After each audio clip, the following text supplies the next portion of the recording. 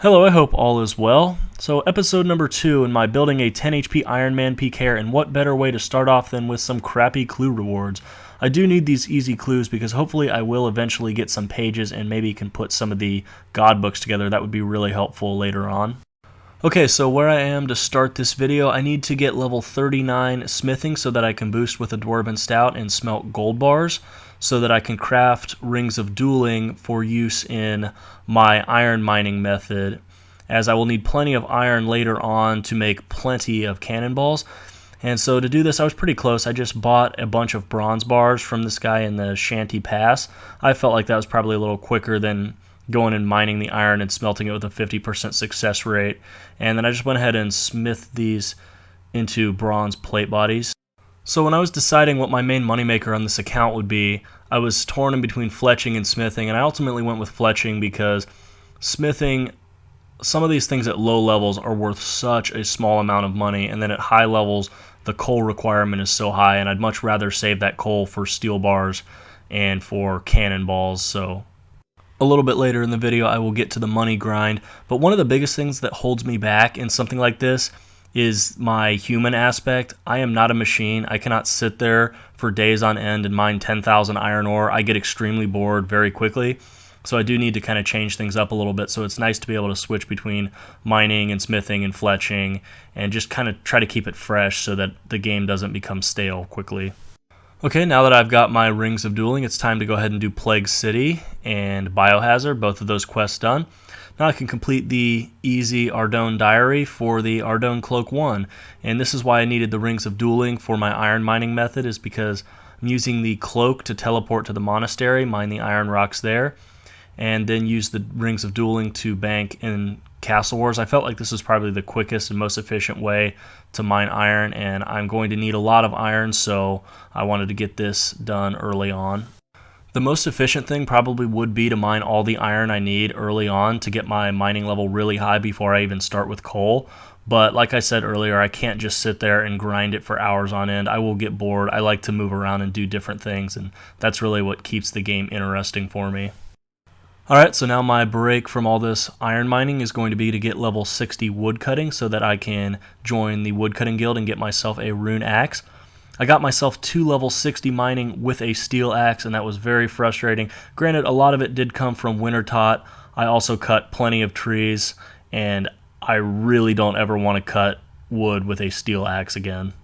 Alright, I knocked out Client of Korend quests so that I could quickly get 75% favor in the Hosidius house, and now I may enter the prestigious woodcutting guild. Alright, let's go get this rune axe. No more steel axe. It served me well, but oh my god, was it slow. Oh, I don't recommend cutting maples with a steel axe. Give me that rune axe. Now, granted, 40k is a lot of money for me right now. It's definitely worth it, as I have to cut about 1,700 maple logs now.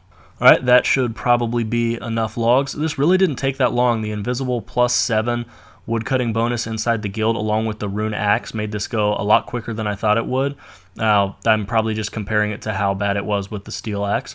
But 1,700 logs, so that should be enough to make me enough money to buy that cannon. Now, I don't remember if I mentioned this in my last video or not, but I did winter tot to level 55 fletching. That way I could go straight to making maple longbows and not have to waste any logs on short bows. That's because since I have to pick my own flax and spin my own bowstrings, I wanted to maximize the amount of money I got out of not only each log but each bowstring. And by doing that and making maple longbows, I can sell them to the archery shops for over 300 each, an average of actually 320 GP each. Alright, so I really had to psych myself up for what is undoubtedly one of the worst activities in RuneScape, and that is picking flax. Now, I know people who played way back in the day remember these fields used to be littered with bots, back when flax used to be worth something, but I think on the GE it sells for like 2 or 3 coins each, so nobody in their right mind would pick flax, except an Iron Man. An Iron Man who needs them for bowstrings so that he can make enough money for a cannon. It's the only reason that I could think of somebody picking flax. I think what's so excruciating about picking flax, aside from it being really repetitive and completely not AFKable, is you're not even gaining a single experience from doing it. At least when you're spinning them, you're gaining crafting experience, or when you're cutting logs or fletching, you're gaining wood cutting or fletching experience as well as the resource. No, you're spending your time constantly clicking to pick something that if you were not an Ironman, you could buy for 2 coins. So I knew it would be a little bit of a mini grind doing all the woodcutting, fletching, picking, spinning, and stringing right in a row, but I also determined it was probably my most effective way to get to that 750k I needed for the cannon, which was the first major goal for this account. Also, I knew that once I had those stats achieved and the ability to do that, each time I went to do it, because my levels would be higher, it would be easier to make that money. I would cut the logs faster, and then eventually I would be able to do U logs, and I could make even more money so that when I need the money in the future, I would have that as an option. So there I go, selling my first 10 of the 1500 maple longbows to the archery shop, 322 each. And I'm going to go ahead and sell the last 10, and looks like I end up with about 480k. Take that to the bank, and I found out I was 43k short. I didn't fletch all the bows because I was really tired of picking flax, but I actually discovered there was a better place possibly than Sears Village, and that's in here in the Gnome Stronghold. I never knew there was flax here. There's only a few of them, and they're a little bit more spread apart, but the bank is closer, so this is probably better if you're picking them and then banking them and then spending them later. Alright, give me that extra 76k. That'll put me at more than enough for the cannon.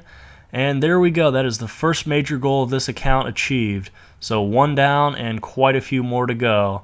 Now, I will be spending a bunch of time making cannonballs. There's 600 steel bars, going to turn that into about 2,400 cannonballs. Alright, now that I've got my cannon, my next goal for this account is going to be to build up a supply of cannonballs and then get level 43 prayer so that I have that and I can use it to knock out some quests. Alright, that's pretty much going to do it for this video. I do hope you enjoyed it, and if you like this series, please let me know in the comments section. I'm not going to set any arbitrary light goal or anything. I never really do that, but I do plan on continuing this series as long as I can because I'm having fun with this type of account, and I'm looking forward to hopefully at some point being able to PK with it. So thank you for watching, and I will see you next time.